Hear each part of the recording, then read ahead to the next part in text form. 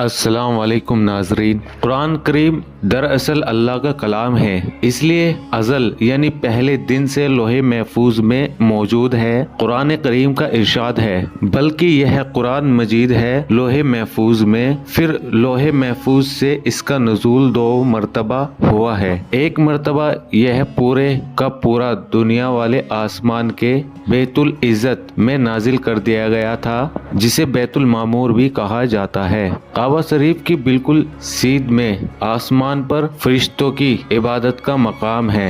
यह नुज़ूल उतरना सबे कद्र में हुआ था। फिर दूसरी मरतबा नबी करीम सल्लल्लाहु अलैहि वसल्लम पर थोड़ा थोड़ा करके ज़रूरत के अनुसार नाजिल किया गया, यहाँ तक कि 23 साल में इसकी तकमील हुई। नुज़ूल कुरान उतरने की ये 2 सूरतें खुद कुरान करीम के अंदाज़े बयान से भी वाज़े है। इसके अलावा इमाम नसई, इमाम बहकी और इमाम हाकिम रहमतुल्लाहि वगैरह ने हजरत अब्दुल्ला बिन अब्बास रज़ी अल्लाहु अन्हु से कई रिवायतें नकल की हैं, जिनका खुलासा ये है कि कुरान करीम का पहला नुज़ूल एक ही बार में दुनिया वाले आसमान पर हुआ और दूसरी बार यह थोड़ा थोड़ा नबी करीम सल्लल्लाहु अलैहि वसल्लम पर नाजिल हुआ। कुरान करीम को पहली मरतबा दुनिया वाले आसमान पर नाजिल करने की हिकमत इमाम अबू शामा रहमतुल्लाहि ने बयान की है कि इससे कुरान करीम की ऊंची शान का जाहिर करना मकसूद था और फरिश्तों को यह बात बतानी थी कि यह अल्लाह की आखिरी किताब है जो जमीन वालों की हिदायत के लिए उतारी जाने वाली है।